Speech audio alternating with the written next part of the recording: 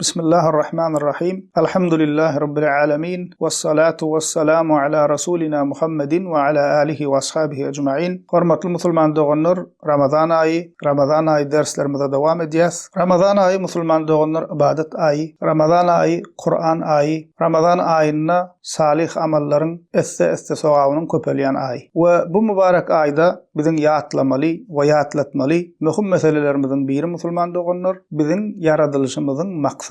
Bu meseleni biz hemişe özümizden gaýtalap durmaly, musulman doganlarymyza da ýatladyp durmaly, töwerek daşymyza, enemize, atamyza, daştawragymyza, musulman doganlarymyza eşdirip we ýatladyp durmaly meseleleriň biri. Ýani biziň bu dünýäde bar bolmagymyzdan asyl maksat näme? Asyl maksat musulman doganlar Kur'an-ı Kerimde Allah Teala'nın haber berşýäli, bir Allah Teala'ny birläp, Allah Teala'ny tawhid bilen tanap, bir Allah Teala'nın özüne kulluk etmek, ibadet etmekdir. Ve ahli peygamberlerin ümmetlerine birinci bilen öwreden zady, buyuran zady, bir Allah Teala kulluk etmek ve şirkten uzaklaşmaktır. Şirk diýilýän ulu günahların ulusy bolan erwet işi terk etmektir. Şondan uzak bolmak, şondan gaça durmakdyr. Kur'an-ı Kerim'in bize birinci öwrediýän zady bir Allah'a kulluk etmek.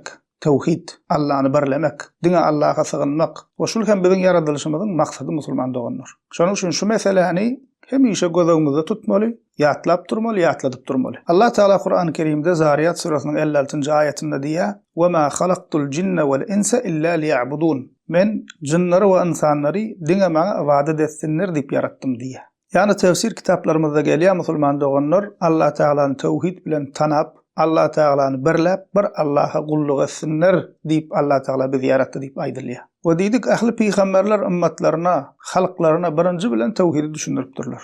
Birinji bilen buyuran zatlary bir Allah'a kulluk etmek, bir Allah'a ibadet etmek. We ümmetlerine haram eden we aga eden zatlarynyň hem iň birinjisi musulman doganlar tawhidin, Allah'a ibadetin tersi bolan şirkdir. Misal üçin Nahl surasının 36-njy ayetinde Allah Teala diýär: "Ve laqad ba'asna fi kulli ummetin rasulan an i'budullaha ve ijtanibut tagut."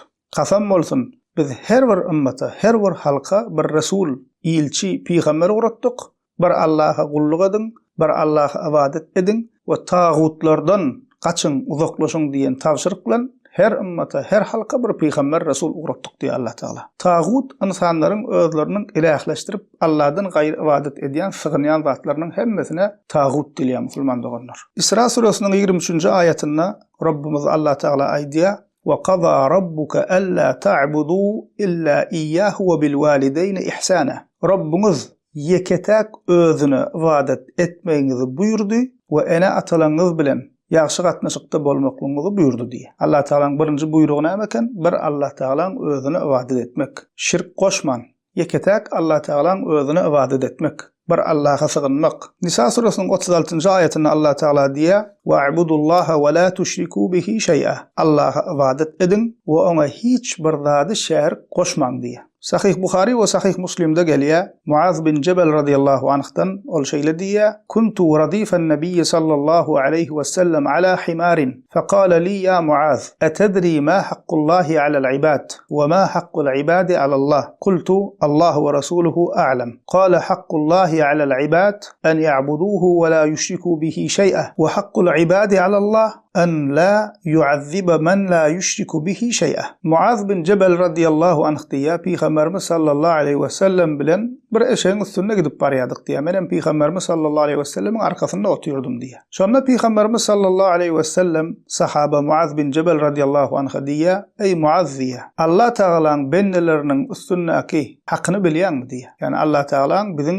bendeleriniň üstünde bir haky bar, yani biziň Allah Teala'nın borjumuz, şonuň nämedigini bilýärmi diýär. We bendelerin hem Allah Teala'nın gatynda bir haky bar, şoň nämedigini bilýärmi diýär. Onda Muaz radıyallahu anh diýär: "Allah ve rasuluhu a'lam." Allah ve Resul has gowy biler diýär. Şonda Peygamberimiz sallallahu aleyhi ve sellem diýär: "Allah Teala'nın bennelerin üstündäki, bennelerin boynundaky haky bennelerinin Allah Teala'nın yeketek özüne şärik koşman ibadet etmekleri diýip aýdýar. We bennelerin bolsa Allah Teala'nın gatyndaky haky özüne şärik koşman ibadet eden bennelerini Allah Teala'nın azap bermezligidir diýär. Diýmek, musulman doganlar şul aýdylanlardan belli bolly biziň yaradylışymyzyň maksady diňe bir iýip içip neslin dowam etmegi däl, biziň şu dünýäde bar bolmagymyzdan birinji maksat yeketek Allah Teala'ga şärik koşman ibadet etmek. Allah Teala'nı doğru tanımak, tevhid esasına Allah Teala iman etmektir. Ve ahli peygamberler ümmetlerine birinci bilen tevhidi düşündürdüler, Allah'a ibadeti düşündürdüler ve şunun tersi olan şirkten hem aga ettiler.